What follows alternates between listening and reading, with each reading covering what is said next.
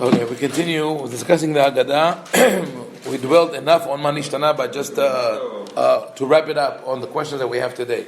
So again, the original question will refer to Pesach, Matzah, Maror. They spoke about eating roast meat. They spoke about eating matzah and about the dipping. Now, the question about roast was taken out. So instead, people added another question instead of Pesach, right? So they added the question: "Shebechol halelot anu ochlim ben yoshvim uben mesubin, alayla hazeh kulanu mesubin." Right? That question was supposed to refer, just as Pesach refers to the eating of the main course of the night, which is the Korban Pesach. So the question about every other night we sit either seated or reclining, and tonight we're only reclining, right? Substituted for it because you don't have the sacrifice, but you have the main course. The problem with this question is that it's not true. Again, in today's customs and practices around the table, nobody eats reclining around the table, right? You can't say "B'kol halelot anu ochlim ben yoshvim uben mesubin." If you recline around the table, your parents will rebuke you. Where did this come from? Torid et hayadayim mashulchan. Take your hands off the table, right? It's a Greek status. Right. So I mentioned why that. They brought it to the Jews? No. So we mentioned several times that when the Haggadah was established, they wanted to imitate the practices of the nobility, of Greek nobility, to show people that you have kavod, that you have this kind of self-respect and honor. Even though you're oppressed by the Greeks and the Romans, you still hope to become royalty, and this really helped the Jewish people. But today, to say it is a little strange. We still say it, but even when the second part of the phrase, "Balayla hazeh kulanu mesubin," we are all reclining, is not true, because we don't recline. We only tilt a little bit to the left when we drink the wine. By the way, those who know Israel, not far from Bnei Brak, the city of Bnei Brak in Israel, there's a junction, it's called Tzomet Mesubim. That's where they took it from the Haggadah. I grew up in the area, No, Tzomet Mesubim. When you come from the yeah, that's what it's called. But I don't know this. So That's something new. Lo Mishani Gvar, Tzomet Mesubim. And it's named because it's near Bnei Brak, and in the Haggadah, where it Maaseh Rabbi-ovadia, all the 5 rabbis, Shehayu Mesubin Bivnei Brak. They were reclining, and from that, by the way, we have the Hebrew word Mesiba. When you say there's a party, Mesiba. Mesiba. No, Mesiba is because everybody is Mesev.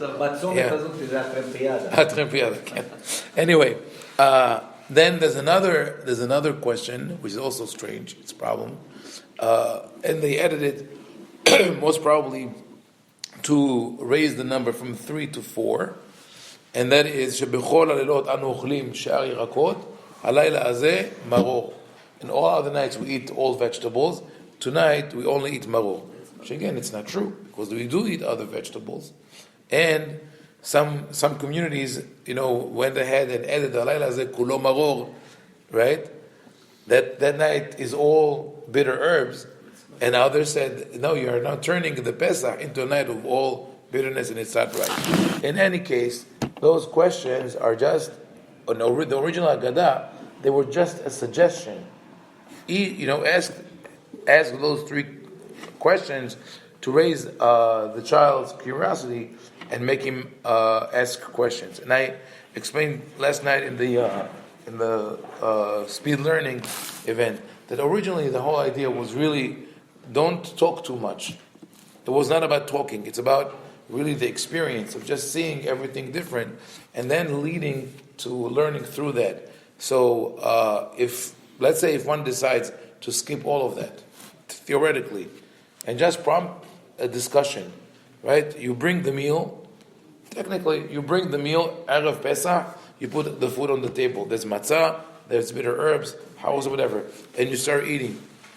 And then you prompt the kids you do certain things that are different, and people ask questions, and you start talking about Yetziat Mitzrayim, and you have mentioned 3 elements: Pesach, Matzah, Maror. That's it. You fulfill your obligation. I'm not saying that this is what everybody should do, but sometimes some families when the leader of the Seder tries to enforce on everyone, you have to read every word, and after half an hour they say, okay, we had our share. Especially today, people have shorter attention spans. Rabbi, I heard a Moroccan family, they didn't know how to read Hebrew. These they put the tape of Sami Morek. Why not? Why not? You could put, if you want, if you not, if you're not right, but if not on Shabbat, and the Sfaradim have the practice of using electricity on Yom Tov, everybody used to do that. So you could play. But to comment on what Sami just said, also, I think to comment on what you just said, I think when you do things like that, especially when you have young kids around you, you entice them to stay connected instead of just reading and reading and reading. Right. They get turned off. Right. Go. Exactly. Right. So in my family, good example, like how my grandfather used to do the seder. I said when we had the celery, the first dip, which is the celery, that was also the time when you ate the hard-boiled eggs. In many other customs, they eat the eggs at the end of the Haggadah before Hamutzi.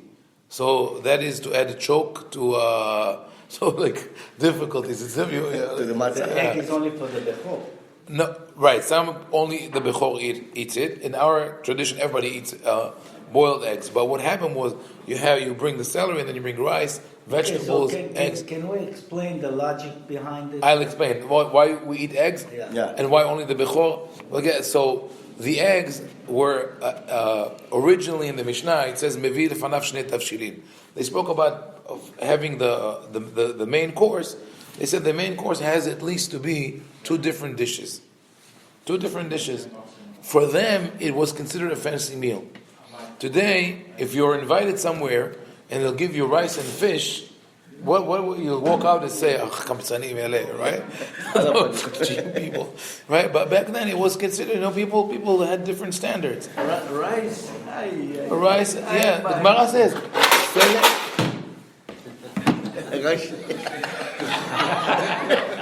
שנייה, תעצור בשיעור בבקשה, רגע.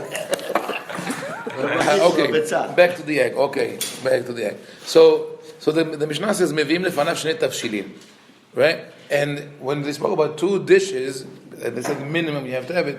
They used to say dag u'betzah she'alav. Like if you fry fish covered with eggs, with scrambled eggs, that's considered two dishes. So like they tell you, the bare minimum for you to have a Pesach meal would be that. Meaning again, people lived in great poverty when they were pushing them to have the meal. They didn't have what we have today, right? But from that, over time, evolved the custom of having an egg as a symbol, because egg is protein, as a symbol for what we had at the time of the temple, Korban Haggadah. At the time of the Bet HaMikdash, when you come to the temple, you usually bring for Pesach, we call it the Paschal lamb, right? Lamb or a goat. And you have your whole family, 20, 30 people, who knows how many. How much of the meat will each one get? Not much, right? It will be a small portion. It's not enough for a meal. So people used to bring with them what is called Korban Haggadah, another sacrifice. Let's call it just for the party. So they would slaughter a cow, and then you have enough meat for everyone. And that's what the pasuk says: "V'zavachta bakar v'chol asher taveh nafshecha." You bring cattle, whatever.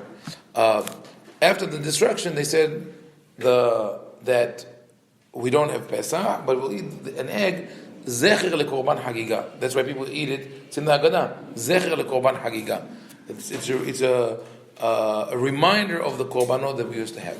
Now, I guess that the reason to give it only to the Bechor was to honor the Bechor, but also because as I know, especially in the Moroccan community, there's great fear of eating eggs because they're also associated with avelut.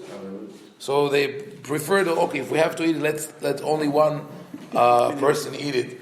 Yes, I know that some people have the custom of not peeling eggs for someone else. Yeah. You've heard of that, right?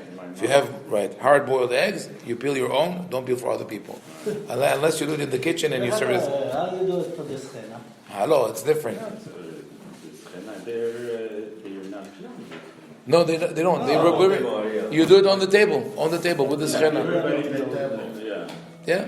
You get the eggs and you get napkins next to it, and that's it. All right, you just changed it from now on, making eggs for everybody. Yeah, exactly. Right. Anyway, makes no sense. So some people did it just before Hamotzi. Some people because it wasn't really clear where to place it. It was a later minhag. So anyway, in my family, that's how we used to do it. Right after with the celery, people would eat eggs and rice and all that. Right. So first of all, you're not hungry. You're not rushing through the Haggadah. You calm. You can sing and say whatever you want. But also, my grandfather would never push people to, like I see in some places. Okay, start giving lectures in the middle of the Haggadah. Says whatever you want to say, we'll say after the meal. Let's first eat, enjoy, and then if you want to give lectures and stories, and then we'll do it later. But in between the Haggadah, there's an Iraqi custom that you take all the kids out of the room, and they all and also Syrians do that, and they come back with bags on their back, and they come in, and all the kids were very excited. Yeah, you don't have to do it. All the kids were very excited to do that because they got into the action instead of sitting there.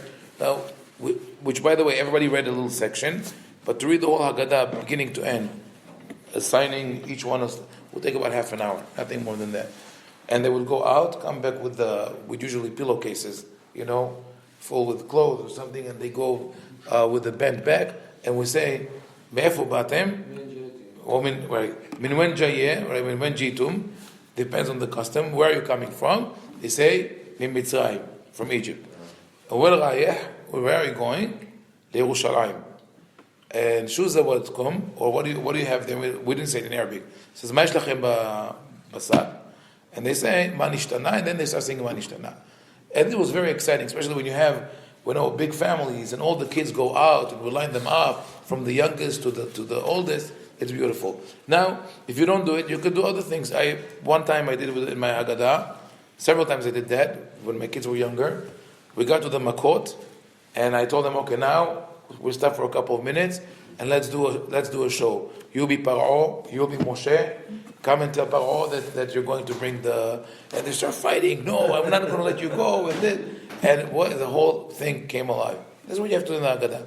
Then once we did the main things, and we had the meal, my grandfather would never enforce on anyone, come join us. If some of the kids, and even the adults, were hanging out in another room, we just finished reading the Haggadah to make there was never a feeling of stress around Pesach. I never associate with that. Until my grandfather passed.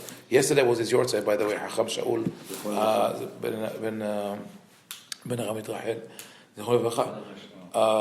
So when he passed away, that was when my seder became stressful, and I decided, okay, from now on, I'm doing my own seder when I got married. So that's the story of the egg. Theatrical seder, it's beautiful. It 100%. And what I explained yesterday also, I'll just add one more element. Today, in the educational system, I'm sure you know of the people speak about ADHD and ADD, and kids are getting Ritalin and medicine, and like if the kid doesn't get his medicine, he cannot sit in class. One of the problems is that we force all kids to take the same classes and to study the same things, and you take from a 5-6 year old age, you make kids sit in chairs and look into books and not move, and God forbid if they move. I mean, some schools are more flexible than others. My wife taught in the Yeshiva of Flatbush in Brooklyn, where when the kids leave the classroom, they have to go in line, but in the corridor next to one wall. God forbid if they go in the middle, and if they in the younger age, they give them a rope. Everybody holds a rope, and she used to say, for God's sake, they were sitting for 2 hours in the classroom. Let them loose a little bit, right? The ideal situation, what people are pushing for today, is what they call, thinking out of the box, is to give kids in school more music, more movement, more hands-on experience, which we used to have as kids. In my school, we had a workshop for carpentry, mechanics. You could do everything with your hands, and that some kids are motivated to do different things. So true. And you learn through different channels. the way you study, how do you learn the story of Leila Seder? It's what I call a multi-sensorial experience. All senses are involved. Instead of talking too much or reading too much, the kids are more or less kept in the dark until Erev Pesach. Then they come and everything is different. And you start eating and then you sing the Hallel. That's what you and usually with hundreds of people around you, right? So what do you remember next year? The smells, the colors, the sounds, the excitement, right? It never goes away. You're excited to do it this again. Right, and this is the way to learn. And today, people are recognizing it more. One more last example. My wife used to teach for years, teaching music and Hebrew, right? So every time she teaches Hebrew, she turns the concept into a song and movement, right? So except for the regular, children's song, Rosh Ketefayim, Beten, whatever, right? Everything she would turn into music. Recently, I heard on NPR someone came with a new concept that you could teach text with music, and it is retained more. But she's been doing it for years, and the kids respond. The kids know, concept you could teach about the parasha, grammar, syntax, everything you want to teach, you could teach with involving more senses. Because what happens when you do that, you tie different areas of your brain to one concept. So it's like a double and triple level of protection to keep the material and the knowledge in your brain. So enjoy the Haggadah. Sing and do the, theatricals. If you want to put a skit on, Yeah, you can play Moshe, get angry at Paro. Just be myself, huh? Just be myself. Just be yourself.